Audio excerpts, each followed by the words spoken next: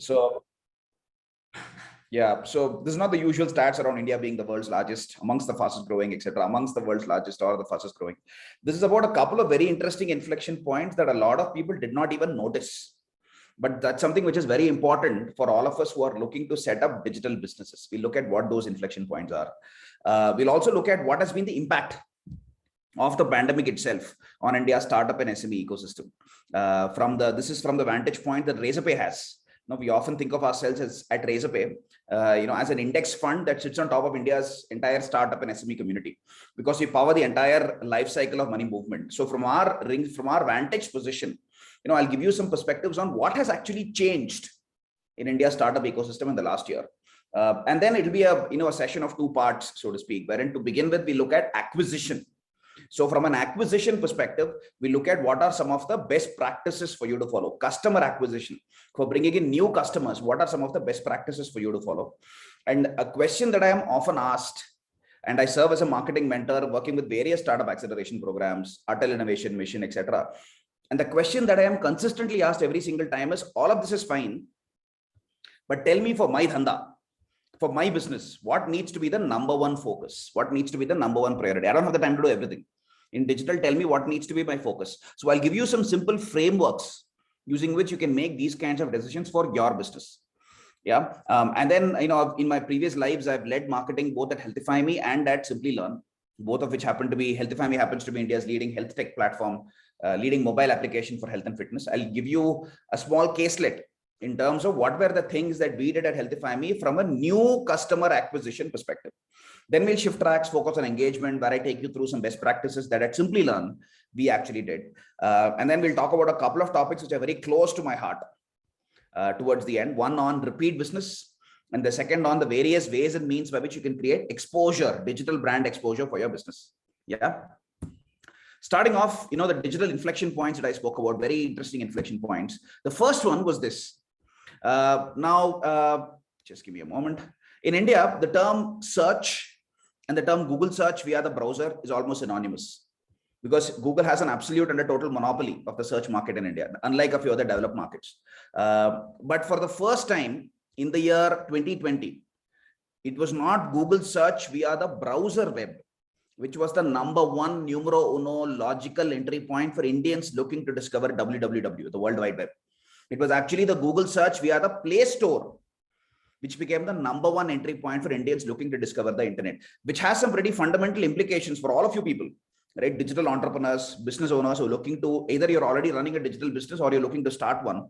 It means that the mobile app, especially if you're a B2C business, it means that the mobile app needs to play a very important role in your overall digital brand presence building strategy. And as part of your digital marketing strategy, the mobile marketing needs to be the fulcrum of your entire digital marketing playbook. The second inflection point, again, a lot of people did not actually take notice of this, was this. Despite the huge growth of digital in India over the last decade or so, it was this extremely popular television set, right? This television symbol, which was the number one awareness building, reach building channel in India when it came to building mass awareness for a brand.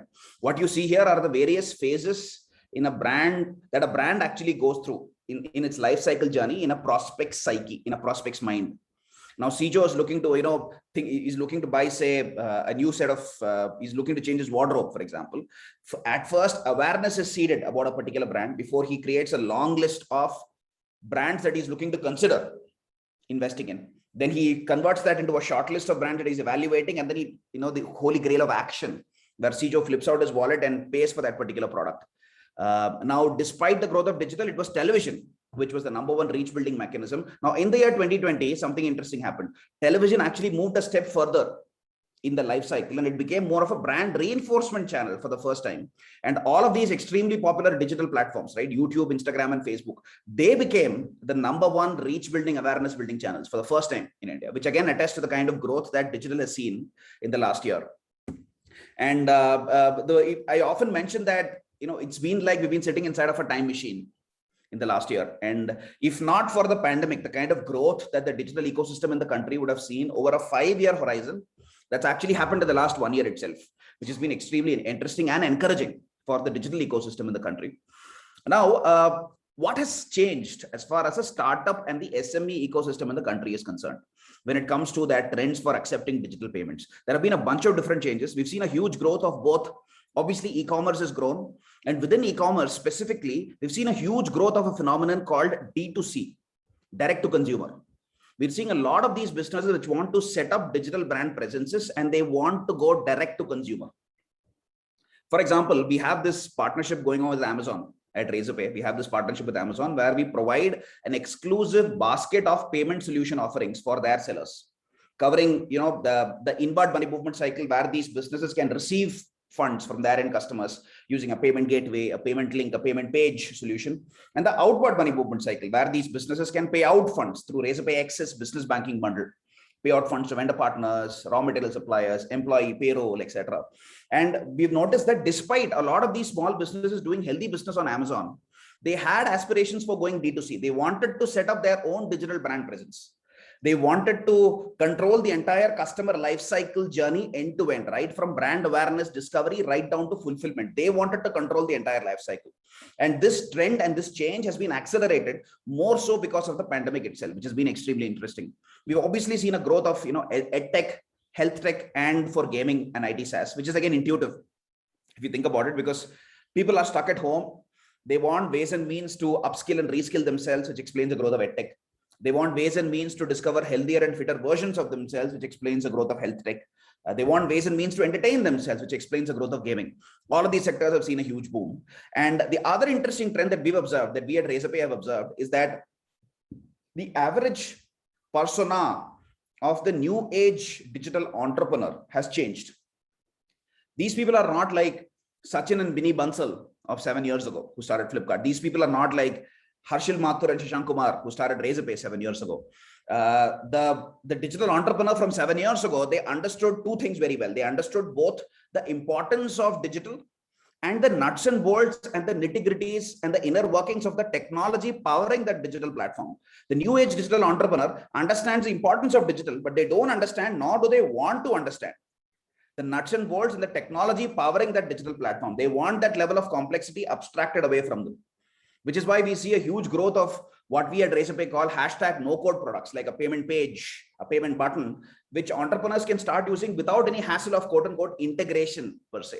They can start using it in under 5 minutes, even if, without writing a line of code, even if they don't know anything about coding or technology, which has essentially opened out access for the digital payments ecosystem for the vast majority of India's SME and startup community, which has essentially democratized access to digital payments. Earlier, it was very elitist. That is something which has fundamentally changed. The other interesting trend is earlier, digital entrepreneurs, when they used to set up a digital brand presence as part of their digital journey, they used to go through a set life cycle process. They used to think about setting up a digital brand presence first, right? Let me set up a website. Let me set up a Facebook page. Let me set up an Instagram handle. I'll think about digital payments as an afterthought. That's how the thought process works. Now things have changed. People are in a hurry. They're skipping steps. They want to start receiving payments and they want to start receiving payments yesterday. So what they've done is they're looking for a lot of these two-in-one shortcut solutions, which helps them literally, get two mangoes in a single stone, right? Which is why, for example, at Razorpay, we have the payment page product, which is both a mini storefront of sorts, and it allows you to start receiving payments.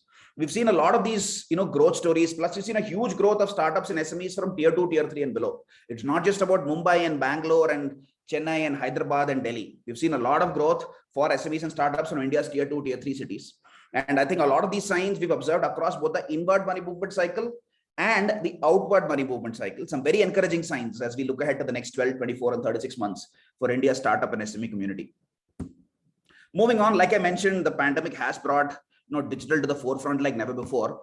But the point that a lot of digital entrepreneurs need help on is in navigating the prioritization jigsaw puzzle. Sijo is an entrepreneur. He tells me, Veda, all of this gyan is fine, but tell me, for my business, for my dhanda, what should I prioritize? I realized that I need to do, marketing works. It's a teamwork, right? It's a team game when it comes to marketing. So all of the different marketing channels work together in conjunction. But if I had to prioritize what needs to be number one priority, I'm not Amazon, I'm not Flipkart, I don't have infinite resources. Tell me what needs to be my number one priority. So what we're going to do over the next few minutes is I'll give you some simple rules of thumb or some frameworks on the basis of which you can make these kinds of everyday decisions for your business on what needs to be your focus from a digital marketing perspective. I've given you here some of the popular names when it comes to digital marketing, the most popular names, right? Facebook, LinkedIn advertising, everybody knows.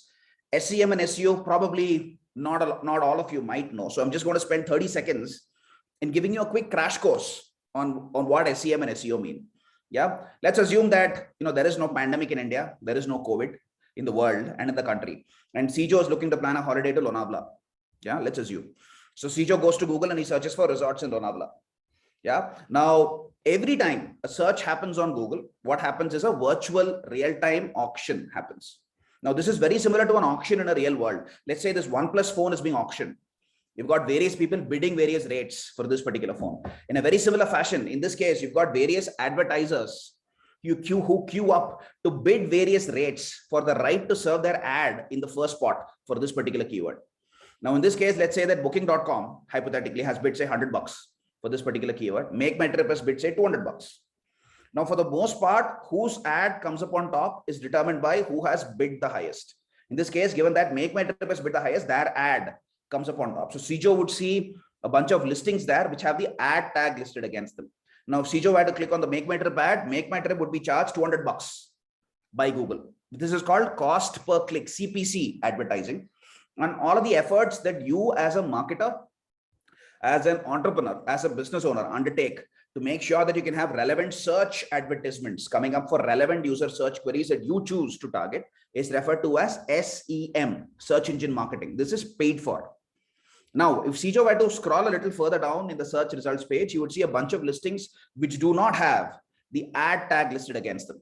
These are called organic listings. These are based purely on merit. They've got nothing to do with who has more marketing money to spend, who has bid the highest. It's got nothing to do with that. This is purely a decision made by Google's organic search ranking algorithm on which is the website, which is the landing page that has the content that is the most relevant to the user search query, content that is the freshest, the user experience that is the best, which is the page that has the maximum number of link backs from other authoritative domain sources. That is how Google, and which is the page that loads really quickly, which has the least latency. Based on a variety of different parameters such as these, Google's algorithm decides which landing page, which website needs to come up on top in Google search results. Yep. Now, all of the efforts that you as a marketer undertake to make sure that your website's content and the user experience is optimized to make sure that you've got a better chance of bubbling up higher and higher in Google's organic search ranking algorithm is referred to as SEO, search engine optimization. Now, if CJO had to click on any of these ads, the brand is not going to be charged any money, right? It is organic. Now, a lot of people, unfortunately in India, I want to just spend a few more seconds on the topic of SEO. A lot of people, when they think of marketing and digital marketing in India, they think of spending money. They say, let me, how much should I spend on Facebook? How much should I spend on Google? How much should I spend on LinkedIn? That's their first go-to thought, right? And I just wanted to give you a couple of examples of a couple of businesses that have built real scalable businesses just by focusing on content and SEO alone, literally nothing else. They've done nothing else, and they've managed to build fairly good brands in very, very competitive spaces. I'll give you two examples. The first one is from travel tech. As most of you know, travel is an extremely, extremely competitive space in India, hyper competitive. You've got a lot of multinational global biggies, booking.com, IBIBO group, etc., focused in the Indian market. Plus, you've also got a lot of homegrown, deep-pocketed Indian players. Make My Trip, Clear Trip till recently, Oyo Rooms, etc. And in this space, there was this brand, right? All of these homegrown Indian players had a lot of VC funds. They'd raised like tons of hundreds of millions of VC dollars. There was this one bootstrapped Indian player which had not raised $1 in VC funding. That used to beat everybody else when it came to SEO. This was this company called Thrillophilia. Not sure how many of you remember this name. And this company had a very cool strategy. They had this flanking strategy. So when you know that you're not strong enough to take your opponent on head on, they had this very cool and intelligent flanking strategy where they used to beat their opponents from the sides. So they used to focus on a lot of these long tail SEO keywords, right? And which was focused more on holidays and experiences, which was their niche.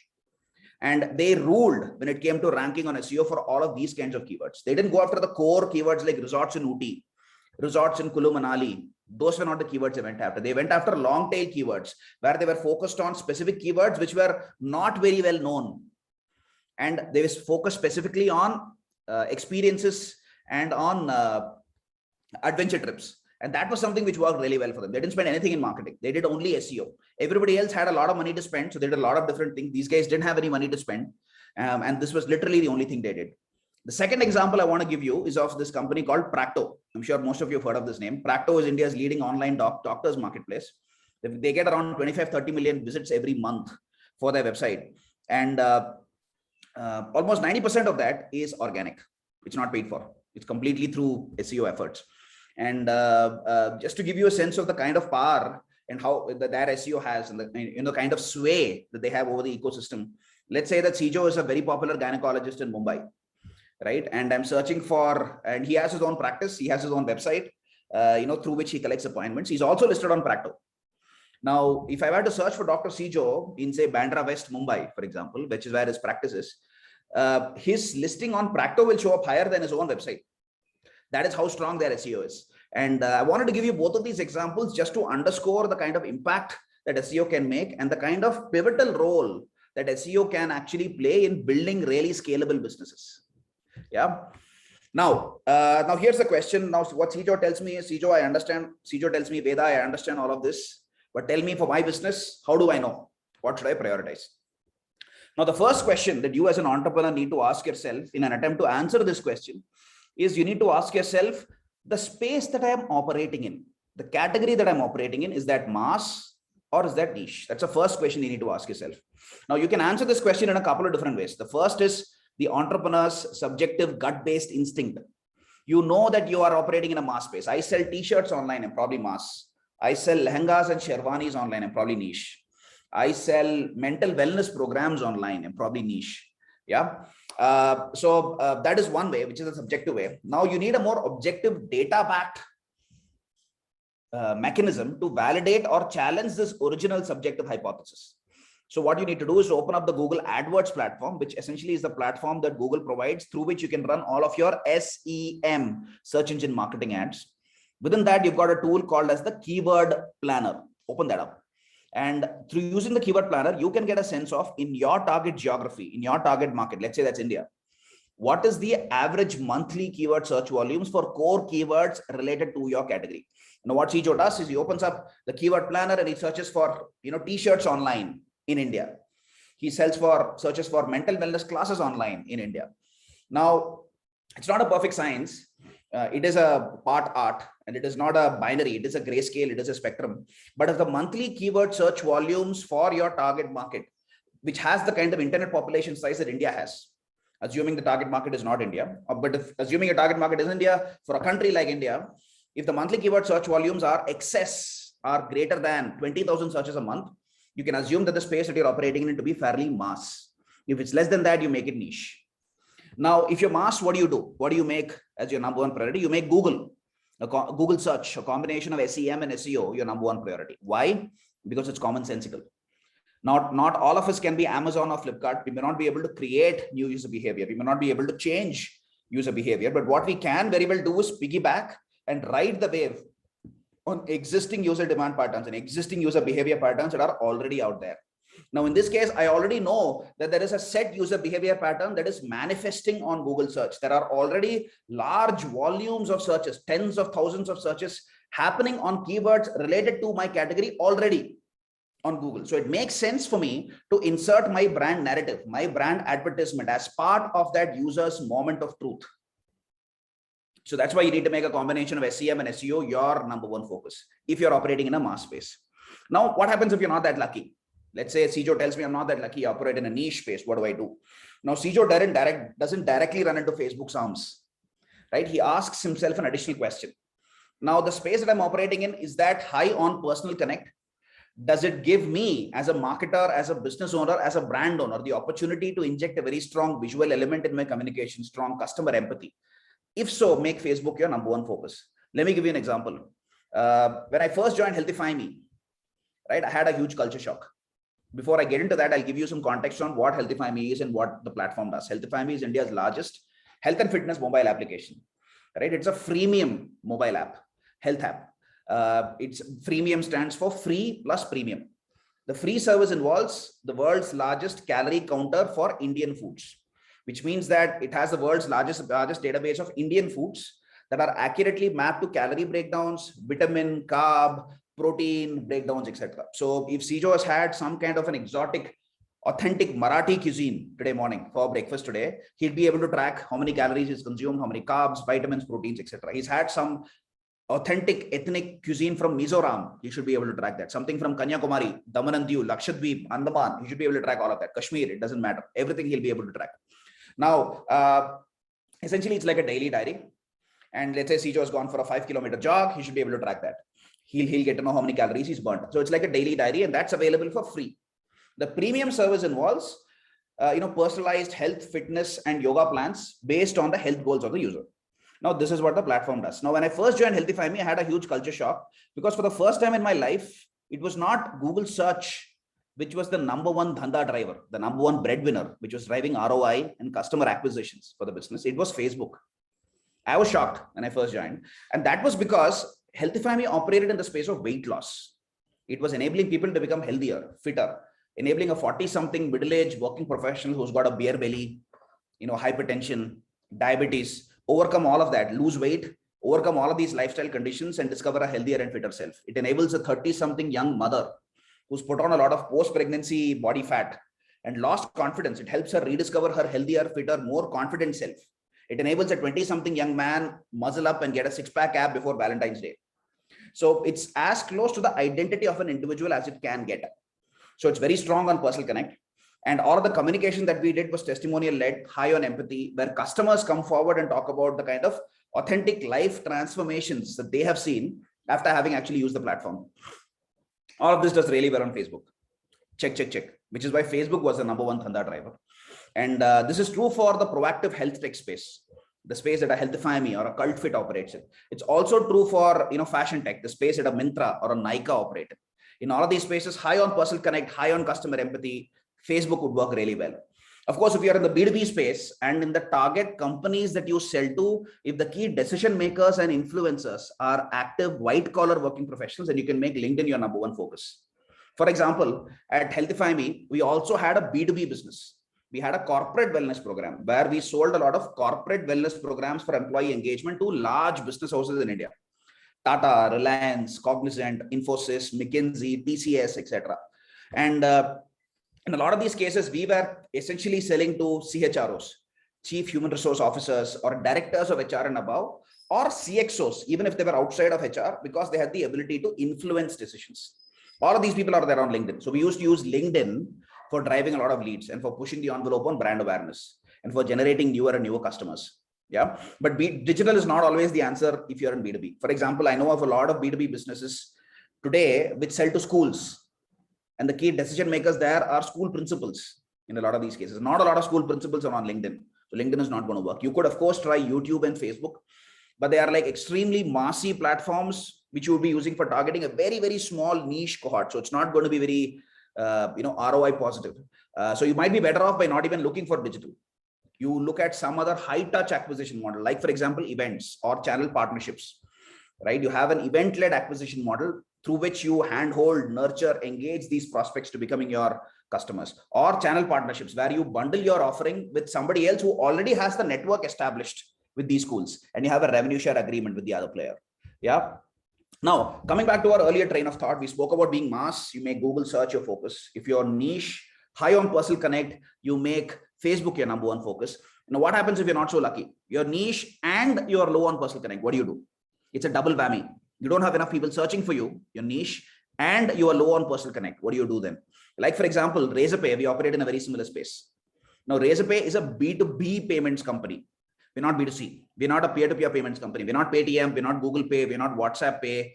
We're not Phone Pay, right? We enable businesses to receive funds from their end customers and to, pay out funds to their raw material suppliers, employee payroll, etc. Not a lot of keyword searches on Google.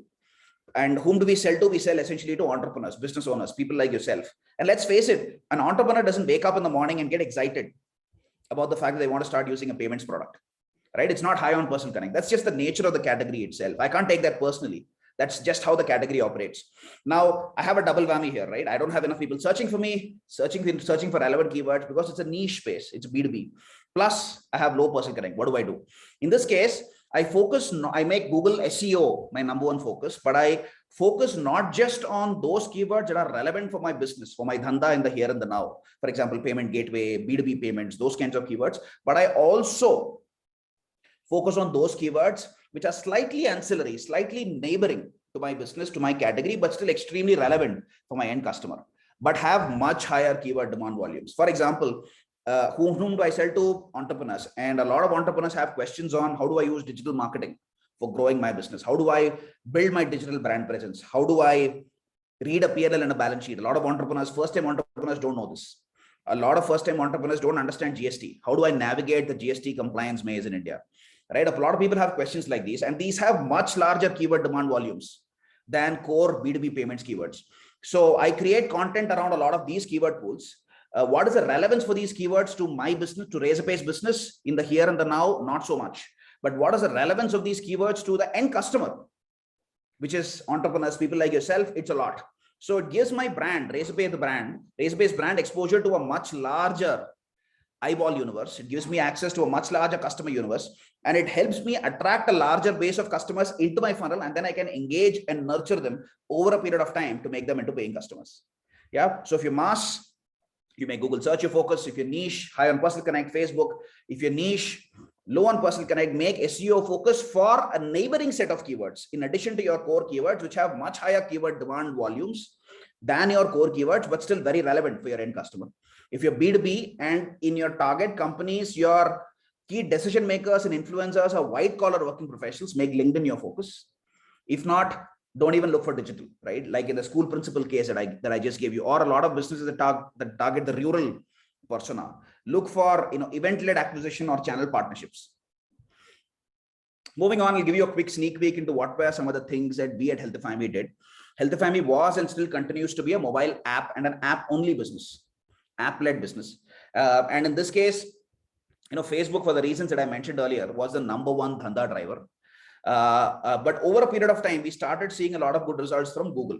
And I'll tell you how. It was a very interesting journey that we actually went through. When we first, almost 4 or 5 years ago, Google first launched something called as the UAC program, Universal App Campaign program, which essentially became the de facto or the only way in which you as a digital marketer could run app install campaigns if you're running a mobile app business. If it's an app-based business and you want people to download and install your app, and you want to use the Google network for advertising about your app, you had to use the UAC campaign framework. Now, when this was first launched, a lot of advertisers actually hated this. Nobody liked it because through this construct, you essentially had to say, in Google Baba, we trust, and give up all of your control. And people hated giving up control. And what essentially would happen was you needed to give Google your Play Store listing, your iTunes listing, your creatives landing page, etc. And Google would decide whom to serve the ad to, when and where. You could, of course, define your overall sandbox, say that I want ads to be served only to people in India, for example. But beyond that, you had very limited control. Now, when we first launched UAC campaigns at Healthify again, the results were pretty underwhelming. They were pretty poor.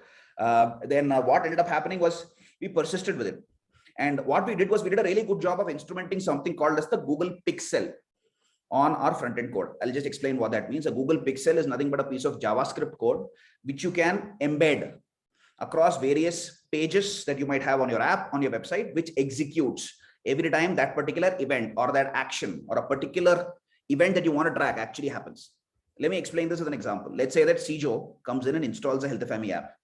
And then he goes ahead and completes his registration on the app. Now, Sijo has just completed an quote unquote upstream event, which is fairly early on in his life cycle of engagement with the application. Now, that's when the Google Pixel fires, and I send this information back to Google, completely anonymized and aggregated information with no personally identifiable information of Sijo. Sijo's name, email ID, phone number, etc. is not shared. Only demographic, psychographic, behavioral data of Sijo is shared, which essentially gives Google a sense of what is Sijo's digital Janam Kundali, so to speak, which gives Google a sense of what his digital footprints are. And then Sijo continues to engage with the app. He consumes content. He picks up a 7-day free trial, midstream lifecycle events. I send this information to Google. Sijo eventually purchases a 6-month yoga plan. A downstream event, I send this information back to Google. Now, what I tell Google is this: listen, Google, I love Sijo. Go find me 100 more clones of Sijo.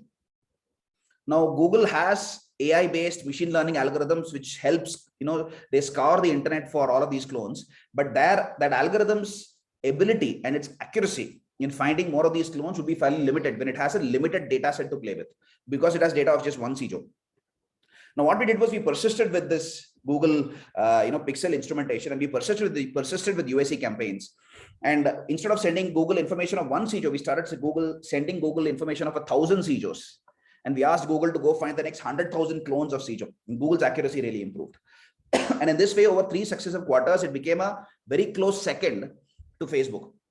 And this is what I popularly refer to as inside-out targeting. The traditional form of customer targeting is more outside in, wherein you as a marketer, as a business owner, as an entrepreneur, decide who your end customer is, and you run campaigns to go after them. Here, you're letting data and you're letting user behavior on your platforms actually dictate, either validate or challenge your original hypothesis on who your ideal customer persona is. Like in the Healthify Me example that I just gave. For example, at Healthify Me, when we started off, we thought the millennial was the ideal customer persona. Turns out it's not. It was actually people who are older than the millennial age bracket who are actually the ideal customer persona for us, because these people have more money to spend, they are less fit, have more prone to lifestyle conditions, and that was the eureka moment for us. We also did a really good job of App Store optimization. It's referred to as ASO. Essentially, you can think of it as SEO, search engine optimization's cousin, but for the app ecosystem. So all of the efforts that you undertake to make sure that your app's listing on the iTunes store, on the Play Store comes up on top for relevant user search queries. We also did a lot of in-app marketing, using, a blended lead scoring algorithm, targeting specific user cohorts with specific in-app marketing interventions to handhold, engage, and nurture them across their buyer lifecycle journey. For example, we knew that people at Healthify Me, we knew that people who are coming from a tier 1 city like a Mumbai, they had a greater probability of conversion than people who came from a Surat, for example, or people who are using an iPhone, they have a greater probability of conversion than people using Android. People who have some kind of a lifestyle condition, they have a higher probability of conversion than somebody who doesn't.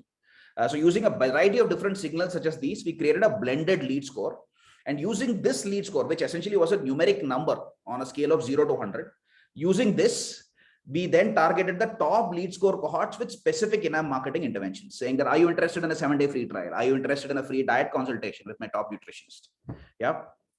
We did a lot of email marketing as well. More on that when we get to the Simply Learn example. We also did something called as AMP, Accelerated Mobile Pages, which is a simple infrastructural code tweak that you can make to your mobile website's code to make sure that your mobile website loads really quickly, which is very important from a mobile SEO ranking perspective. Yeah. Just a quick, tangent, and I just wanted to spend a second to talk about one growth hack that we achieved as part of our B2B business, as part of our corporate wellness programs. A lot of people, when I talk about Healthify Me, they only think of the B2C business. They don't really think about the B2B business. And I know that a lot of you here are running B2B companies. So I wanted to just take a moment to talk about one specific thing, which is especially more so important if you're running a B2B business. So as I said earlier, as part of our corporate wellness programs, we used to generate a lot of leads from LinkedIn. We used to have LinkedIn lead gen forms, which was the primary lead generation source for us. And what we noticed was, and we were targeting, directors of HR, people from the HR org, HR function in any organization. And what we noticed was, while we were getting relevant leads, the intent for those leads was very poor. Now, let's say CJO is the CHRO at Ashok Leyland. Now, he has signed up with me via the LinkedIn lead gen form. But when my sales guy is actually calling him, CJO says that, I don't know who you are. I don't know why you're calling me. I have no recollection of ever filling out the ad. That was because, especially in LinkedIn lead gen forms and in B2B ads, what happens is something which is popularly referred to as fat finger syndrome. Because the way the LinkedIn lead gen form works is they default everything. Your name is defaulted, email is defaulted, phone number is defaulted. All CJO has to do is click the button, submit, and his information is submitted. So there is very little involvement that CJO has with that particular lead gen form. So what we did was we decided that let's not just optimize for lead generation and form conversion. Let's also optimize for intent and quality of leads, not just for quantity, but for quality. So what we said was we'll artificially inject some friction into the lead gen process, wherein we inserted a mandatory text box field, which forced CJO to talk about in 50 words or more, talk about what are your expectations from the corporate wellness program at Ashok Leyland. So that forces CJO to think, and he's actually forced to articulate what his thoughts are and what his expectations are. from the corporate wellness program. So when my salesperson actually gives CJO a call, he's able to have a more productive conversation. There is better intent. This brought down our conversions and the quantity of leads that we were actually generating by 30%, but it improved quality and intent of these leads by 100%. I just wanted to leave you with that thought. So far, we've been focused on, customer acquisition, new customer acquisition. How do you get new customers for your business, for your digital business? Now let's shift tracks and focus more on engagement and nurturing. Engagement and nurturing is about working with people who have already entered your marketing funnel, and how do you monetize them? How do you extract greater juice out of them? This is your classic marketing funnel. You've got traffic and app installs on top. You've got leads in the middle. You've got paying customers at the bottom. We call it a funnel because you've got people dropping off at various points. How do you make sure that your funnel is as fat as it can be, and you can convert more and more people who have already entered your funnel? That's what engagement and nurturing is about. Now, let's try and understand this with a simple example again. Sijo, I apologize, I'm going to take your name again, if you don't mind. So let's say that Sijo is looking to learn digital marketing. He comes to the Simply Learn website. He signs up as, as a lead for the digital marketing program. And on the first day, Sijo gets a communication that says, "Congratulations, Sijo, you've taken your first step in becoming, a digital marketer," right? That's the first communication he gets across all, channels. He gets it across email, SMS, WhatsApp, browser notifications. A few days after that, Sijo gets a communication that says, "Sijo, here are some latest and greatest blogs when it comes to digital marketing, right, that you might be interested in." A few days after that, Sijo gets another communication that says, "Sijo, here are testimonials of people just like yourself who have advanced in their careers after having taken this program." A few days after that, Sijo gets an invitation to a webinar conducted by an industry expert just like this one, for him to gain greater trust towards the brand. If you notice, there is no sales pitch so far in any of the communication. There is no sales pitch. Eventually, after having warmed up, engaged, and nurtured Sijo over the last 18 days, the brand moves in for the kill, the slam dunk, wherein the brand offers Sijo a 20% discount code, which expires in 48 hours. Sijo, buy now, just to inject a sense of FOMO. Right? What you see here is the classic marketing drip campaign, wherein, and we call it drip because very similar to water dripping off a tap, one after another after another. All of these communications also go out one after another after another. Now, you as a marketer, as an entrepreneur, have the opportunity to orchestrate all of this, puppeteer all of this, so to speak, sitting in the background. You can say that on day 14, this needs to go out. On day 18, this needs to go out across all of these channels. For Sijo, this needs to go out. For somebody else, something else needs to go out. You can define all of that. You can define these rules, and you can automate all of these rules through something called as a marketing automation platform. I've given you here some of the most popular brands when it comes to marketing automation. HubSpot is the world's leader, of course. Acton, another very popular platform. Marketo, of course. Salesforce, world's leading CRM tool, also has a marketing automation module. But unfortunately, all of these are prohibitively, unaffordably expensive if you're an early stage startup. Giving you here some more value for money, affordable options. Active Campaigns is a really good one. 3 Indian names. There is Fresh Marketer, WebEngage, and Zoho, which are really good marketing automation platforms, which are very value for money. Now you can use engagement and nurturing in a couple of different ways. One is in the example, in the Simply Learn example that we just saw. As part of the transaction lifecycle itself, you can use engagement and nurturing to drive conversion. Now, you can do this when you're playing a test match, right? India is playing England at Headingley today. And if it is a test match where you have the luxury of time, there is no hurry. And at Simply Learn, we knew that the average sales life cycle was 4 weeks. Sales life cycle refers to the average time it takes for a lead to become a paying customer. In Simply Learn, it took us 4 weeks approximately. Now, when you know that you got the luxury of time available at your disposal, like in the Simply Learn case, you can engage, you can nurture your customer as part of the transaction lifecycle to drive conversions. Now, what happens if you're playing a T20 match, you're playing IPL, you don't have the luxury of time. What do? Let's say your Domino's Pizza, your sales life cycles are 5 minutes. You Make My Trip, you're selling flight tickets online, pre-COVID at least, it was say 30 minutes, your sales life cycle. What do? Because that transaction is gone. You can't do much to influence that transaction because the time window is just way too small. You don't have time to engage and nurture that prospect. But what you can very well do is that that Sijo is maybe a vegetarian who loves, say, paneer toppings, for example. And so you can, after the transaction is done, you can keep sending Sijo regular reminders on the latest and greatest paneer vegetarian toppings that you have at Domino's.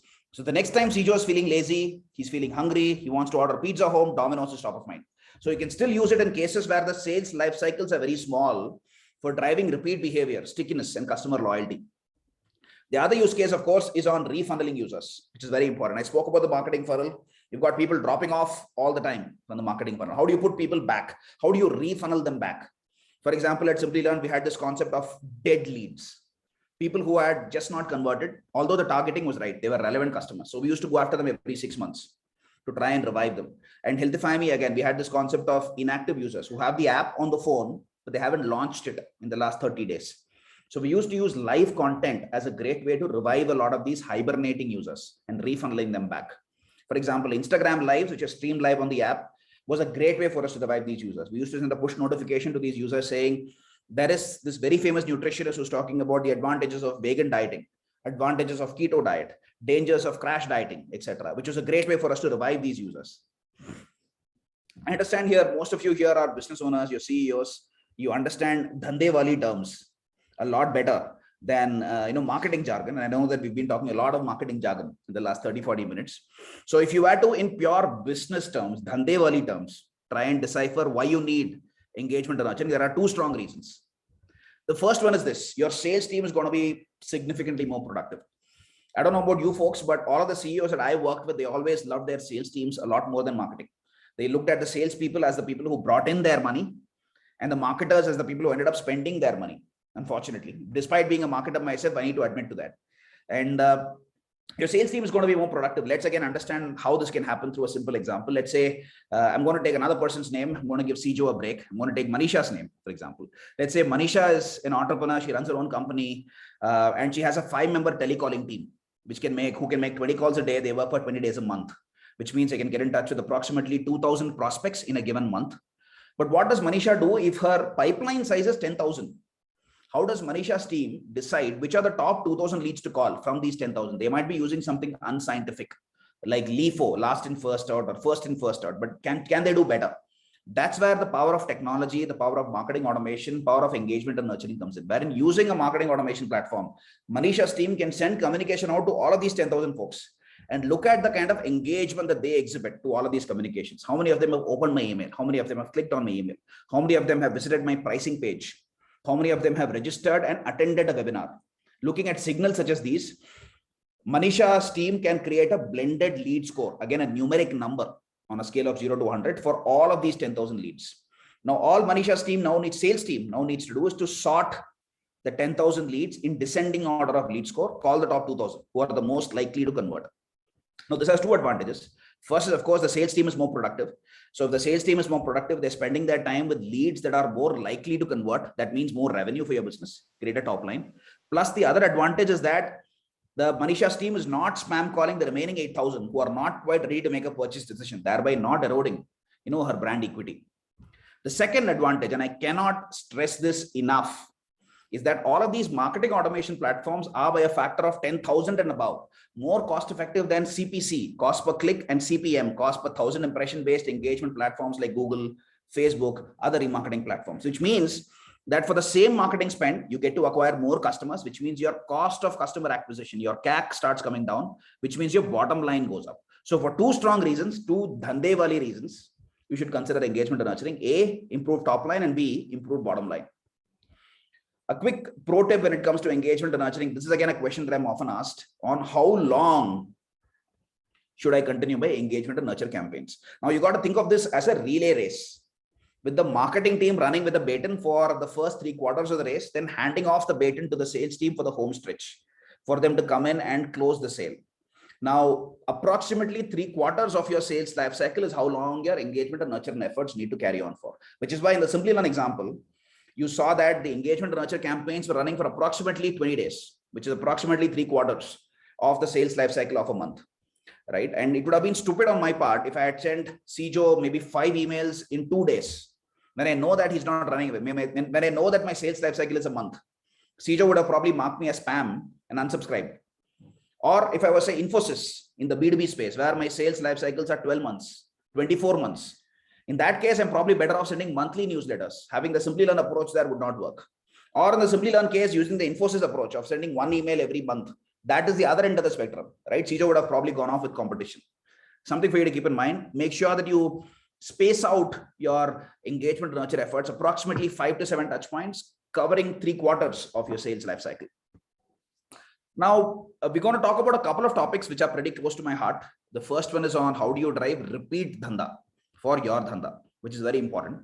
I'm going to talk to you about a couple of caselets here. One, a failure story, and the second, a successful one. And I did believe it back then, and I believe it even more so now, that we learn a lot more from our failures than we do from our successes. And the first failure story is this, the first case study. This is many years ago in one of my earlier avatars, where I was taking care of product and digital for what was back then India's leading online marketplace for selling Indian ethnic wear online: lehengas, saris, sherwanis, kurti, kurtas, etc. This was before Amazon and Flipkart launched their own line of Indian ethnic wear clothing. And this was and still continues to be a stable business, healthy business, strong gross margins, strong EBITDAs, positive cash flows. Unlike a lot of e-commerce unicorns in the country, made real money. And it sold primarily to the Indian diaspora living abroad, NRIs living abroad, because the product market fit was, if say Sijo is living in Detroit or Toronto or in New Zealand or in Australia, he doesn't have access to high quality Indian tailoring options. So the brand would customize the products according to the customer's requirements, the body measurements, and they would ship it overseas. Whereas in India, you've got a tailor in almost every street. If you're living abroad, you don't have access to high quality Indian tailoring. That was the need gap that this platform was actually filling. Now, the ASPs were fairly strong, right? $600, $700, $800 lehengas, sherwanis, etc.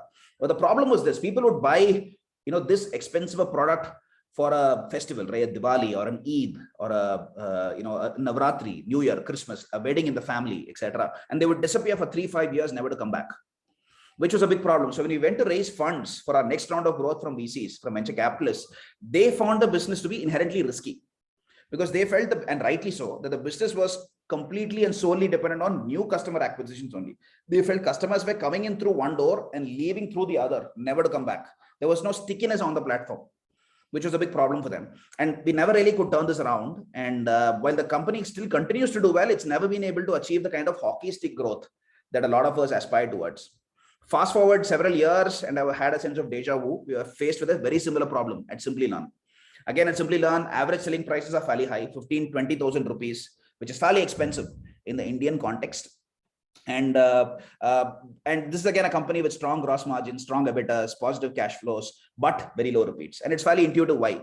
If I've just convinced Sijo to spend 20,000 rupees of his hard-earned money on picking up a digital marketing certification program, it's going to be a pretty difficult conversation for me to convince him to spend another 20,000 bucks in another course pretty soon, right? So, but we solve this, however, we turn this around in this case by pivoting the brand to focus on the narrative that we are not just a training partner.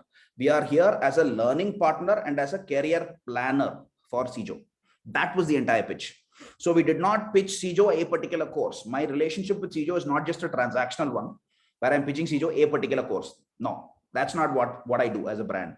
What we said was we pitched Sijo the concept of a learning path. So I told Sijo, you're here at the base of this mountain. You're here at base camp A. You've just completed one program. You want to get to this peak, which is this aspirational CMO role, chief marketing officer role, if you're in the marketing track, or the chief data scientist role, if you're in the data science track. And for getting there, you need to complete these 2-3 other courses to get there. You need to get to base camp B, C, and D, for example. So essentially it was a bundled offering, but we packaged and we sold it as a customized and a personalized learning path specifically for Sijo.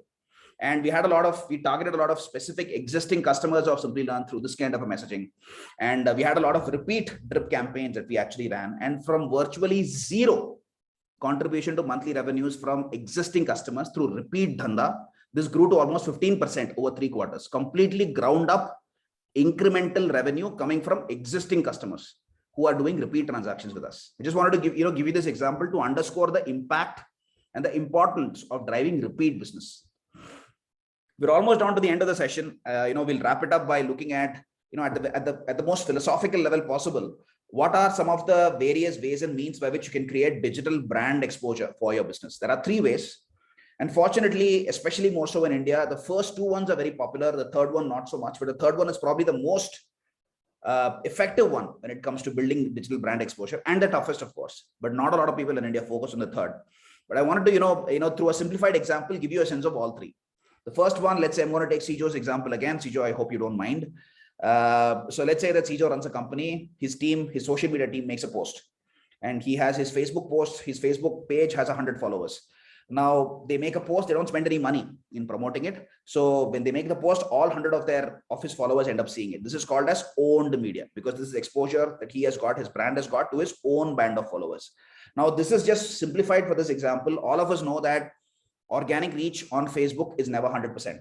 And in fact, Mark Zuckerberg has gone on record saying that it will tend to zero eventually as you grow, as your follower base grows, which means that when you've got 1,000 followers, you make a post, organic post, no money spent, 500 of them might end up seeing it.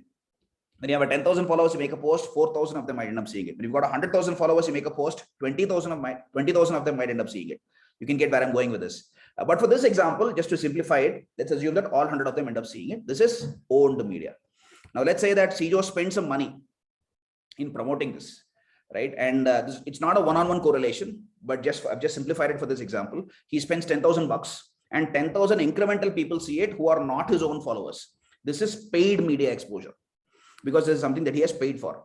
Now, the third form of media creation is this. Let's say the content, the post that his team made was so awesome that out of the 100, they didn't spend any money in promoting it. Out of the 100 followers who ended up seeing it, 50 of them ended up resharing it on their own feeds.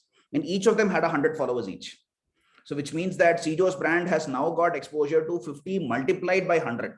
5,000 incremental eyeballs who are not his own. It's not owned media. It's not something he has paid for. It's not paid media, but something that CJO's brand has earned through the strength of their content. And this is something which is probably the most powerful form of brand exposure creation, but extremely underutilized in India. I would urge all of you to think about how you can leverage earned media more and more in your respective businesses. Social media shares are a great way for you to create earned media. There are other ways as well. For example, there is PR. PR is a great way for you to drive earned media, organic editorial PR. Let's say CJO gets featured in an interview in the Economic Times. Now, CJO's brand gets featured there. Now, Economic Times' readership is not his own. It's not own media. He's not paid for it. It's not an advertisement. It's not an advertorial. It's pure organic editorial coverage. So again, it's earned media. He's got exposure to Economic Times' readership. Third-party discussion forums. That's again a great way.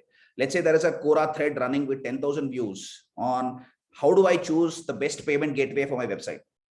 Now, as a brand at Razorpay, I have the opportunity to inject myself into the conversation in a very non-salesy, seamless fashion and adding value. By doing that, I gain access to the 10,000 views, which are not my own, not own media, not paid. I'm not running Quora ads, but something that I've earned through the strength, intelligence, and timing of my intervention. Customer referrals, again, another way for you to create earned media. Yeah. Now, if you're talking about earned media creation, Twitter hashtag trending efforts are a great way for you to create earned media. We've done unlock growth, hashtag unlock growth trending efforts at Razorpay, where we try to crowdsource from entrepreneurs like yourself. What are their mantras for unlocking growth in the post-pandemic digital world order? At Healthy Family, we've done hashtag New Year resolution, where at the start of the year, we've asked people what their health and fitness resolutions are for the new year. In Simply Learn, we've had hashtag career wish, for example, to ask people what are their career aspirations for the upcoming new year. If we're talking about earned media, social media shares, we're getting very close to the space of virality, which is the holy V word in marketing. And if you're talking about virality, the discussion is incomplete if you don't talk about what was probably one of the first instances of something actually going viral in India.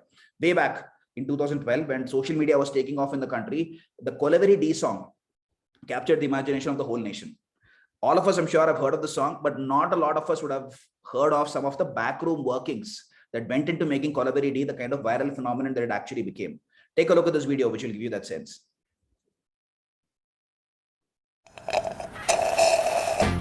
How much money do you think is required to make a song world super hit? 10 million? 20 million? We spent zero. Close the mouth. I'll tell you how. First, we shot the making of the song and then added subtitles for all the non-Tamilians.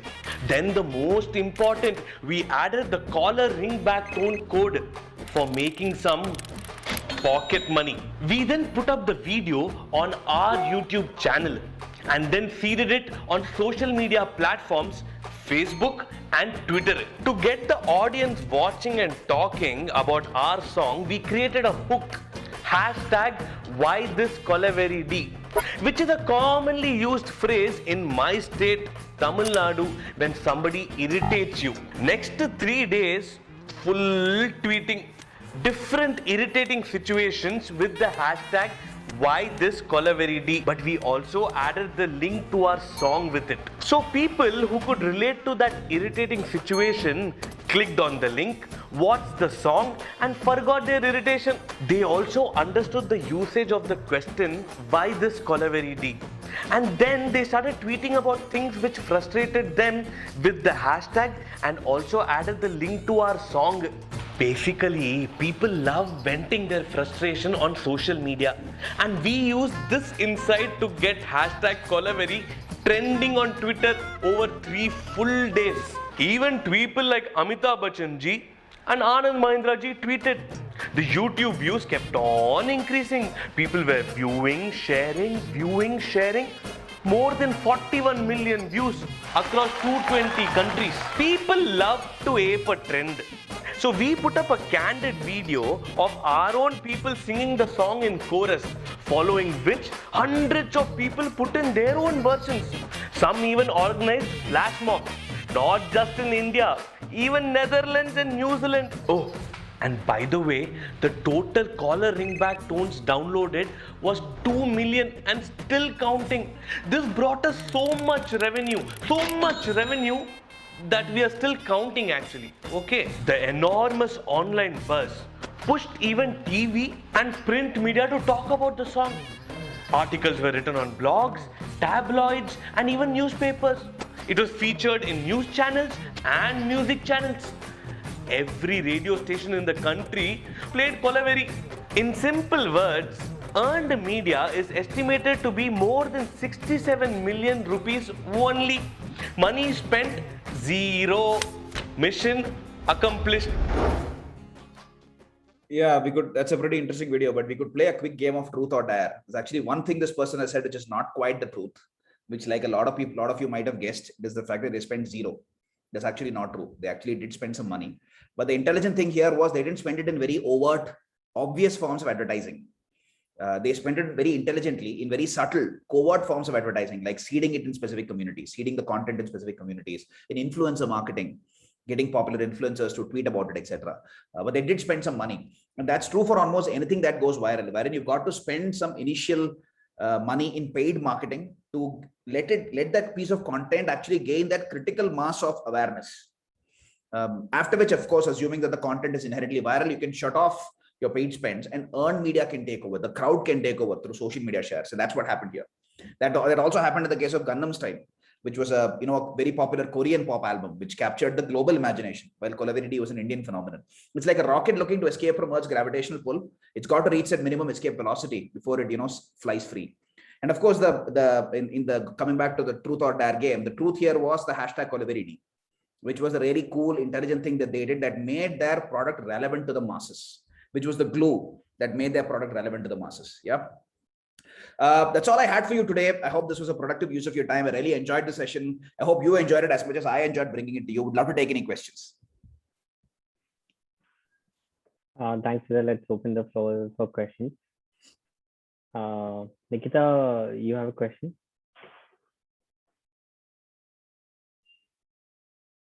I have some of my own questions, but I think I'll let the others have the chance.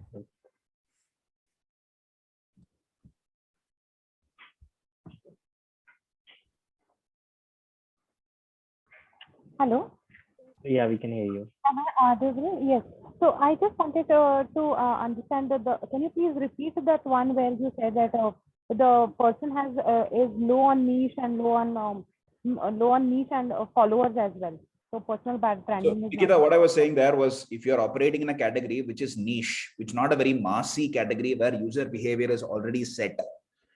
By set, I mean it's already not there on search. And you're operating in a category which is low on personal connect, right? For example, you're not operating in a space of fashion or health. An example for that could be B2B payments, right? The space that Razorpay operates in. It is not a very mass, it's not peer-to-peer payments. It's not a very mass category. It's a very niche category. You don't have a lot of people searching for, this particular, the keywords related to this particular space. Plus, it is low on personal connect. It's not close to the identity of an individual. You can't strike a very strong emotional chord in your communication. In that case, what you do is you focus on keywords that are not just relevant for your business, but you also focus on those keywords which are slightly tangential. to your business, but having much higher keyword demand volumes. So you focus on those keywords like, say, digital marketing for growing your business. How do you navigate GST compliance, etc., which have, in the Razorpay example, which have much higher keyword demand volumes than core dhande wali keywords. So you're still going after relevant customers. So the keywords you're focusing on might not be relevant for your business, but they'll still be relevant for your customer. But there are much more people searching for these keywords than core business centric or category centric keywords, because you're operating in a niche space. So you slightly go out of your comfort zone, focus on keywords which have higher demand patterns, which are slightly tangential neighboring to your core category. Yeah, which gives your brand exposure to a larger audience, and you bring them in as part of your funnel, engage, nurture them, and then convert them. Hope that helps, Nikita. Wish you all the best. Yes, Ved, thanks a lot for that. Just an extension to that question, same question is that is there any analytics tool or some website or platform, like, there is Social Blade for understanding how many viewers and what keywords are trending? Yeah, you can do that. So there are multiple tools. I'm just typing a couple of names. For SEO, yeah, some. Yeah. So there is this tool called SEMrush, which you can use. There's another tool called Uber Suggest. I've just typed it out in the chat. Uber Suggest. There is one more called Ahrefs. You can refer these tools.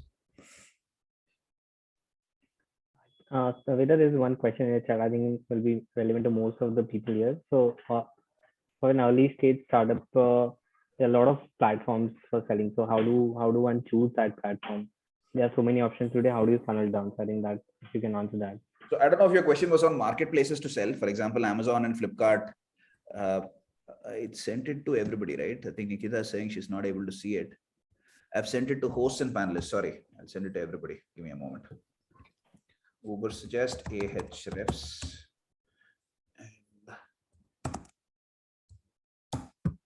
And SEMrush.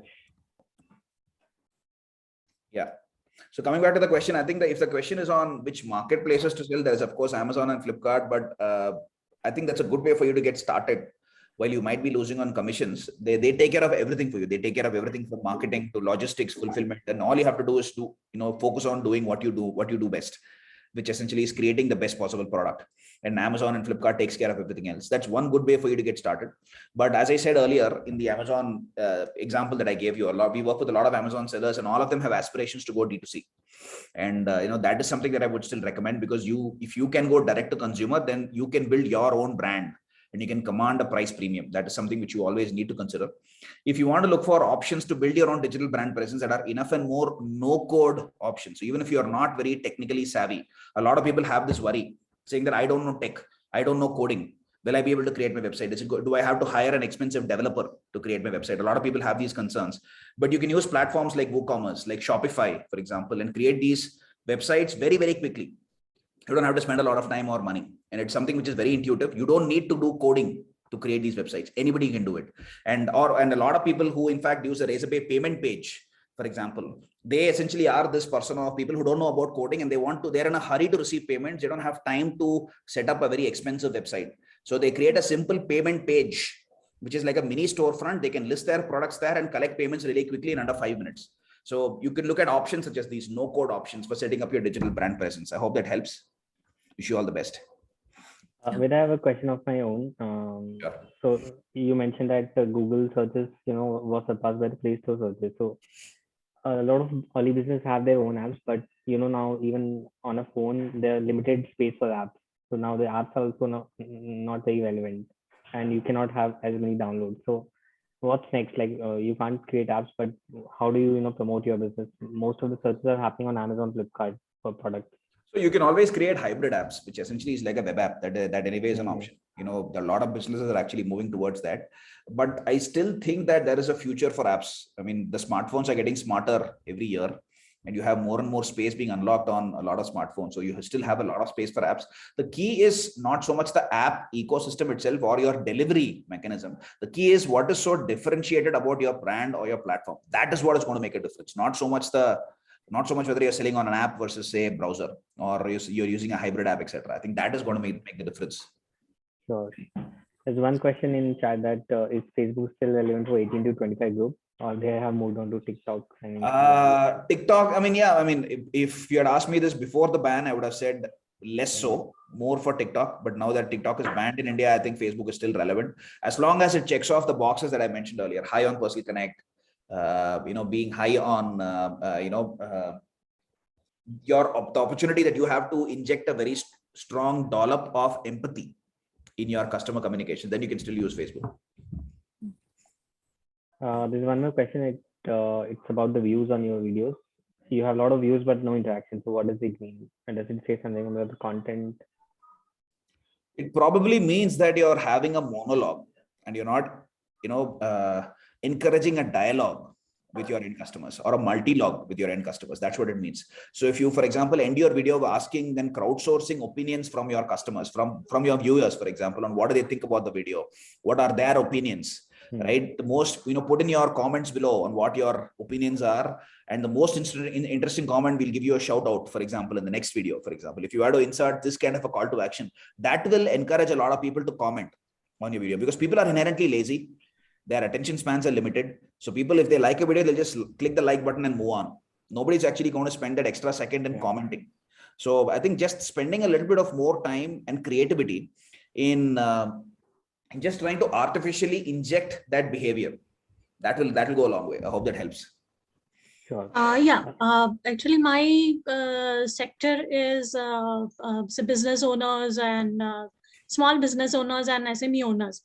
So they are not even on LinkedIn, and they do not follow Facebook also to that extent.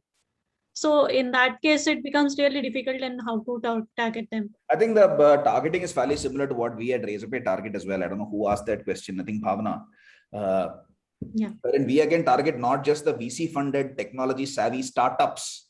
We also target, completely technology illiterate micro small SMEs as well, because everybody is, as I said, looking to use digital payments now. I think Google SEM, what I mentioned earlier, right? SEO, focusing on those keywords which have much higher keyword demand volumes than your core category specific keywords, that will go a long way. For example, I know that all of these people, even if there is not a lot of search on, say, payment gateway, B2B payments, etc., I know these people are still searching for keywords around how do I use digital? How do I establish a digital brand presence? How do I use digital marketing for growing my business? How do I read, how do I understand GST? How do I read a P&L and a balance sheet? So I create content around all of this. There is not too much relevance for this, for Razorpay's business, but it's still relevant for my end customer. And I'm helping that end customer as part of their digitization and their business growth journey. So I'll slowly engage and nurture them, and I'll convert them into paying customers. I do this because in my core category, there are not enough keyword searches. I operate in a niche space. Correct. Yeah. Thank you so much. Sure. Supriya, go ahead. Yeah, hi. So this is really brilliant. I think that, I was just kind of thinking that most of people here are entrepreneurs. We should actually get our marketing teams to attend these kind of work, So that's the takeaway for me for the next time. But one question that I have, that we have an app that we just released on the App Store, and it's a worldwide release, and everybody of course can take it. It's called Insight. Which is that one first channel that we should target in terms of advertisement? Would it be Facebook?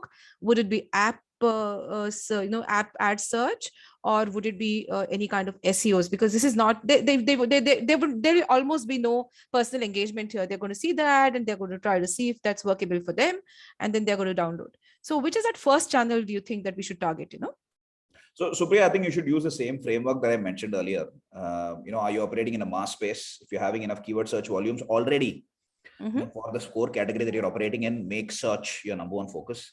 If you're not so lucky, if you're operating in a niche space, but you're high on personal connect, make Facebook your focus. If you're operating in a niche space, and it's a double whammy, like in the example that I was mentioning to Bhavna, if it's a double whammy, your niche and your low on personal connect, then you focus on, you again make search your focus, but you focus not just on your comfort zone, but you go slightly out of your comfort zone, and you also focus on those keywords which have much higher keyword demand volumes. And what do you think about cannibalism? That's such a big thing that's happening in terms of, we started a campaign and it was really working well, and then we saw that there was so much of cannibalism, and we saw it on Sensor Tower, and we saw that our name of the app was now becoming a part of the name of other apps that are competitive. So what do you think about that? Talk about cannibalization of your brand name. Yeah, absolutely. So I mean, that is that is certainly something that you can always flag it off. For example, on Play Store, if you believe that that your trademark name Mhm. being used by somebody else, you can always write to the Google support team. Mhm. Or to the Apple team if it's happening on iTunes. You can always Right. write to them. You can give them your trademark certificate, and they will make sure that they will review your case and they will take appropriate actions. Ah, okay. That was very helpful. Thank you so much. Yeah. Thank you. Any economical email marketing tools you would like to suggest? There's some question. I think somebody mentioned MailChimp. MailChimp is okay. I think there are other options which are more cost effective as well. Netcore would be a good recommendation that I would make. I think Acton is also reasonably okay. Active Campaigns is also reasonably okay. These would be some names that I can mention. Great. Any platform apart from LinkedIn to target top management HRs? I think LinkedIn, when it comes to digital, I don't think there's anything that comes close to beating LinkedIn. And the other thing that you could potentially look at is Quora, but Quora's penetration and reach is fairly limited in India. So I would still recommend LinkedIn. I think apart from that, you've got to look at, I think, event-led acquisition. If you're going after a very senior clientele, then you've got to CXOs, etc. Then I think event-led acquisition is always a good way for you to move forward. There's a very broad question from Poonam in the chat that they are a certified organic B2C certified organic product company. They're bootstrapping. What should be their social media outreach? I think that's a very interesting one. I wish you all the very best. I'm a big organic fan myself. I try to purchase only organic. So I'm a big sucker for all things organic. And I think in your case, again, you operate in a space which is very similar to the Healthify Me space. It's niche, but it's high on personal connect. So I think Facebook should work really well, assuming you've got the money to spend. Because organic reach on Facebook is like nothing. And people want to reach out to you through. So I have a pretty unique name, as you might have noticed. I'm fairly easy to find on LinkedIn. So feel free to connect with me on LinkedIn. Feel free to reach out to me, and we can certainly exchange notes. Great. Any other questions from the panelists or sorry attendees?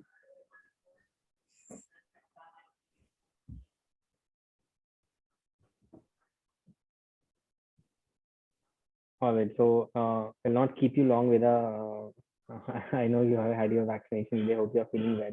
No, I'm feeling and well. Thanks for coming here today despite your other commitments. Sure. Thank you a lot. This has been very helpful. We'll upload this recording of the session on our YouTube channel. Sure. And we'll definitely connect with you again. Absolutely. It's been an absolute pleasure. Thank you so much for having me here. Big thank you to Maharashtra Innovation Society and to all of the people who've turned up here and decided to spend an hour of their Wednesday evening. I hope this was time well spent. I wish all of you good health and all success in your businesses. Take care. Stay safe. Bye-bye. Manisha ma'am, would you like to say a few words? No, I would just like to convey my heartfelt thanks. I am Manisha Verma. I'm the Principal Secretary of the Department of Skill Development, Employment and Entrepreneurship.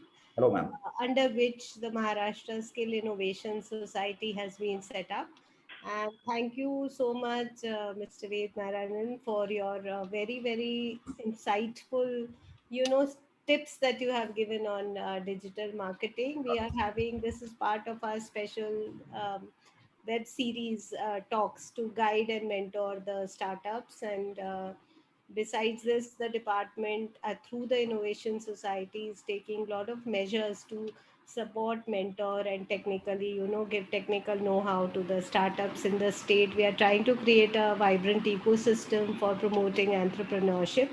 But your session today, I think, because most of the startups do not have the resources for aggressive marketing, and today digital marketing has emerged as the most important kind of medium and platform for marketing. And so I think very, very practical tips that you have given, and grateful on behalf of the team and the department for sparing your time. Thank you so much.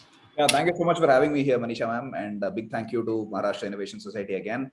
Let's stay in touch and explore opportunities to work together in future. Yes, I look forward to that. Yeah, stay safe and take care. Bye-bye. Thank you. Thank you. Bye-bye. Thank you. Thank you, ma'am. Thank you.